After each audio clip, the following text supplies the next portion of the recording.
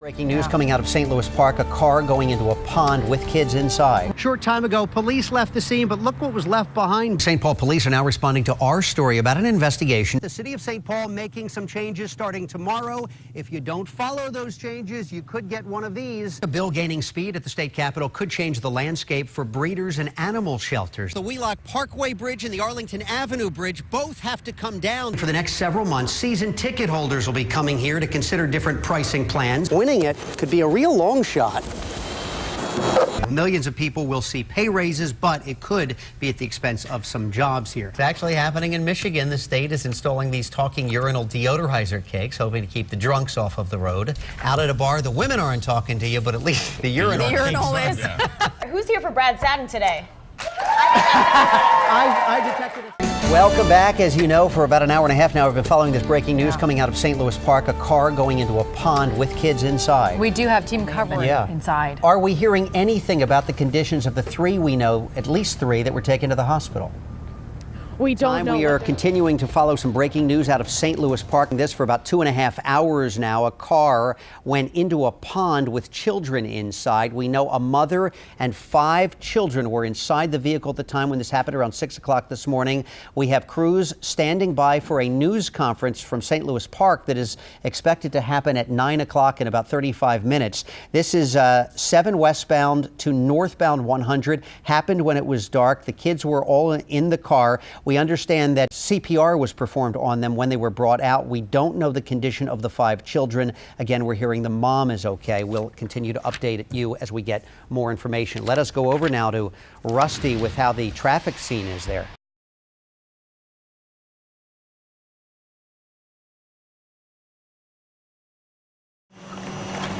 Sounds harmless enough, printing a coupon online, entering a contest, even buying a box of cereal, but maybe it's not. General Mills just changed its privacy policy. If you do any of those things, possibly simply even liking their Facebook page, it could limit your rights to sue the company. Looks like we have a lot of unlikes to do on Facebook today. When I get deathly sick and I can't, they're basically telling me how I can sue them. Yeah, I don't like that at all. Gotta read the fine print. Here it is. The new website privacy policy reads, all disputes related to the purchase or use of any General Mills product or service will be resolved through binding arbitration. Now, this wouldn't stop you from suing, but what it would do is tell you how you can sue.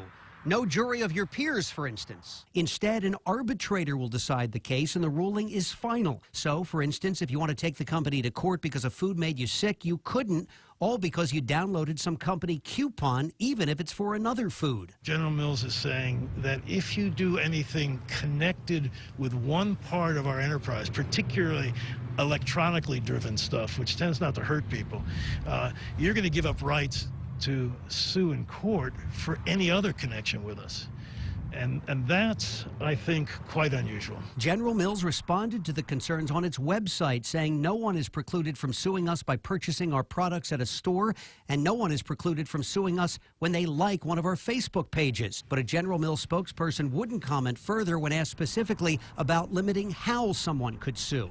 More companies appear headed down this road, and it may just take an actual lawsuit to find out if the new policy is on solid legal ground or half-baked. Brad Sattin, 5 Eyewitness News. Here's Amir Coffey from a long way. Guys, I got to tell you, I'm not much of a basketball player here. That half-court shot that Amir made, I could have never made it. However, for about 20 minutes last night, I could have played in the game because all I would have had to do was this. Here's Amir Coffey from a long way. Got it! Coffey! Just throw up a prayer and pray to God that it goes in. It went in all right from almost 70 feet out. Amir Coffey's game winner, a miracle buzzer beater. It took me a few seconds to actually realize that it went in. The basket sent Hopkins to the championship game against Lakeville North tomorrow night, but don't ask this sophomore to do that again. I think that was a once in a lifetime. I don't think I could hit that again if someone paid me to do it. The #1 play on ESPN last night. Safe to say Mom was more nervous than he was. And I felt like, oh my goodness, I need those paddles to start my heart again because it was like a heart attack moment. Hopkins into the state championship game. But if that was a heart attack moment, it followed 20 minutes of barely a pulse basketball, downright boring. We might have a riot here from the fans. And does this generate talk next year of instituting a shot clock in high school? With no shot clock in the high school league, Hopkins through 4 overtimes mostly just held the ball, opting to let the clock wind down to take a final shot for a win. Boring for fans, yes, but Hopkins' coach defends it, saying he'd do it again. Within the rules, within the strategy, you know, I think we did what we should do. I mean, why miss it, then let them hold it for 50 seconds or 2 minutes, which they would have done. Now, you might be surprised to hear that Hopkins' coach is in favor of a shot clock. So are some league officials. So, could things be changing maybe for next year? We'll investigate that tonight at 6. Live at Target Center, Brad Sattin, 5 Eyewitness News. The average person has 26 online accounts. That is a lot of accounts. So here's a question for you. If something happened to the person you love the most, could you find those accounts or even their passwords? Well, as you're about to see, 2 families tell us there is certain information we all should be dying to share. Our honeymoon, day number 1 for us. Dale Jensen in Mexico with his wife, Patty. Having the time of my life. Documenting their new lives together, a marriage that would not last long. Where's Mom, huh? Where did Mom go? 4 years after that, Dale got a phone call at work. It was her saying, I think I'm having a heart attack. He rushed home to find his 46-year-old wife had died. At 11 o'clock, we were joking and talking on email about a vacation that we're going to take that summer. And 3 hours later, I'm, planning our funeral. Like many couples, Dale and Patty figured they had a lifetime to have that end-of-life talk. You don't think about it. You don't say, gosh, we need a will because I might die tomorrow. When suddenly, you're constantly sort of getting, clubbed over the head with, yeah, she's dead, yeah, she's dead, yeah, she's dead. That's because they never really planned for it. Patty just never got around to putting Dale's name on her bank accounts, car loan, or investments. And even the software engineer couldn't crack her passwords. What's her PIN? I don't know. You never ask people that. It's a 4-digit number she probably chose when she was 20 years old. Suddenly, everything became too real. Once you're gone, nobody can ever ask you anything ever again. Today would have been his birthday. He would have been 85 today. John and Gail Nafziger were married 17 years when last winter, despite Gail's protests, John went outside to shovel an inch of snow. He came in and said, "You were right, I shouldn't have shoveled." The 84-year-old suffered a heart attack and died. In the blur that followed, Gail took some comfort in knowing their affairs were in order. We had discussed it many times. In fact, we had pre-planned funerals. We had a trust. The trust itself was over 100 pages and made clear who got what. Meticulously prepared and often reviewed. If something were to happen, they were ready. Or so she thought. You thought you were set up? Absolutely. And we you didn't. weren't. We were not. Several lawyers and realtors later, Gail is still sorting things out, blaming the mess on one attorney's really bad advice. Their main thing was, do not tell your children what you're doing. This turned out to be probably the worst advice I've ever had in my life. It left Gail and her daughter feuding with other family members. From the minute it happened to today, she's not really had a moment to grieve for him. If their stories had you saying, I don't want that happening to my family, it had me saying the same thing. So I asked estate planning attorney Jody Cohen-Press to come by and help me sort out what I needed to know about my own parents. Do they have life insurance? Do they have annuities? Do they have retirement plans? Do they have long-term care insurance? That's a big issue. I didn't exactly pass her quiz, so she gave me some homework. You said your parents are having their 50th anniversary? We're throwing them a big party. She told me to fly home and enjoy that 50th anniversary party. But after the cake was cut and the last song played, to sit down with my mom, dad, and brother and get some answers. But where do you even start? You guys had a good time at your 50th? Fabulous. In the off chance there's not a 100th, I thought we needed to talk. Okay. I'm ready. We never had any of this conversation. How come? It's a tough talk because you don't want to think about that time. You don't think about that time. No, she's right. She's absolutely right. If something were to happen to one of you, the other knows where all the passwords are, knows the bank accounts, knows all the information. The other's ready to go? Or? Not exactly. Mom says she is, but Dad? Mom always has taken care of all the details. So if she lands in the hospital or even worse... He's in bad shape. Who's the executor? Who's in charge if something happens? You are, honey. Why is this news to me? I thought you knew it. And it turns out I may not even be the best choice, according to our probate lawyer. You live in Minnesota, right? And they live across the country. Yes. How will you manage that? How are you going to do that? Do I call you?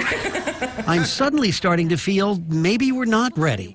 So armed with 10 questions all adult kids should ask their parents, I delivered them rapid fire to my mom and dad. You just give me yes or no, we're ready. Healthcare directive? Yes. Power of attorney? Yes. Hesitation? Hesitation because I'm still thinking about it. Will? Yes. Trusts funded? No.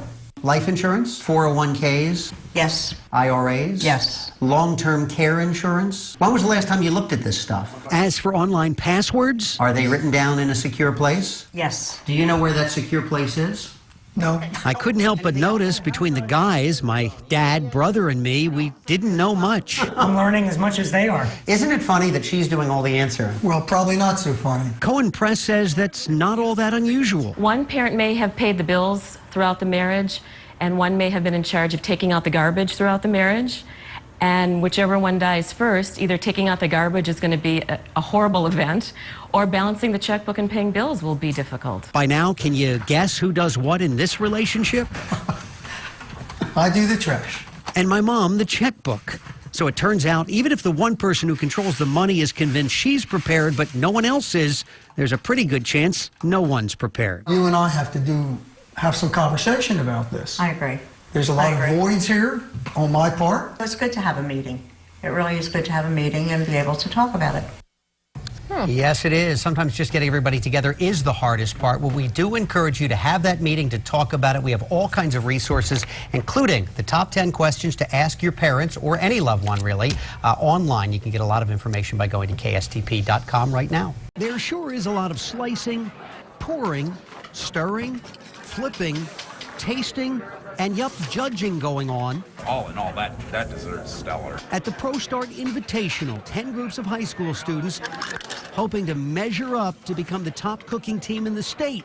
And talk about a pressure cooker. It's very nerve-wracking, I can tell you. Each team has 60 minutes starting from scratch and using their own ingredients. 2 minutes, team. 2 minutes. To come up with a salad or appetizer. I've always thought appetizers should be seafood. An entree. 1 minute. And dessert. Spending the entire school year practicing for this 1 hour. 3, 2, 1, time. Hands up. Inspired, many are quick to admit by what they see on TV. Hell's Kitchen. What is that? Nobody's going to do that here to these guys. Thanks to those food shows, the 18 judges are surprised what kids actually know. I have young 16, 17-year-olds coming up to me going, I'd like to use truffles. Some things work. 3 of the desserts that I've seen so far I would put on my menu. Others not so much. That's my fault. Take responsibility. But what happens on these butane burners is just part of what it takes to be a chef. They're also judged on their non-cooking skills, like how's the menu look and how much for that dessert? A $15 dessert? That seems kind of high. Still, this Elk River team took the title and celebrated in style with a sandwich and Doritos. In Mounds View, Bradsattin, 5 Eyewitness News. Well, helping when it is needed the most. Some local volunteers with the Salvation Army about to hit the road. Right now they are heading. Law enforcement and community leaders are teaming up today looking for ways to try to stop young Somali men in our area from being recruited by terrorists. Now, the threat involves the al-Qaeda-linked terror group Al-Shabaab. Panel is going to be holding a seminar in Bloomington today to examine how local men are being recruited, what can be done to stop it, and the lessons learned following that shopping mall attack in Kenya back in September. Al-Shabaab is claiming responsibility for that 4-day siege that killed 67 people. The FBI is looking into some evidence that trained terrorists are doing their prep work right here in the U.S. Take a look at this FBI surveillance video of an admitted al-Qaeda terrorist who already killed American soldiers in Iraq. But this video was taken not overseas, but in Bowling Green, Kentucky. Authorities saying he is one of 2 al-Qaeda members who were able to come into the U.S. because of a flawed system of background checks that didn't pick up their terrorist pasts. The system failed in the first place. The two men in Kentucky were recently arrested when one of the men's fingerprints was found on a bomb planted in Iraq back in 2005. The U.S. has a storage warehouse of tens of thousands of other unexploded bombs that were confiscated over the years. Experts are now examining those bombs, hoping to match more fingerprints. Some new details this morning about that shooting that happened at the Los Angeles airport recently that killed a TSA agent. Coroner's report now says that Gerardo Hernandez died within 5 minutes of being shot. Investigators were looking into whether paramedics could have possibly saved him had they gotten to him faster. It took first responders 33 minutes to get him into an ambulance and on his way to the hospital. More details about his death are expected to be released in the next couple of days. It's the release of the city's 97 sampler, one of the few CDs nationwide people will wait in line for. Lots of them already are lining up at this Target. This is in Edina. Got the bands playing, music going. The doors, though, are still locked. There are only 40,000 copies available. They cost $33. There are 33 songs on 2 discs this year. It's the 25th volume of the CD, featuring artists like Capital Cities and Matt Hires. CDs go on sale at 8 o'clock this morning, so in about an hour and 45 minutes. As always, the proceeds go to charity.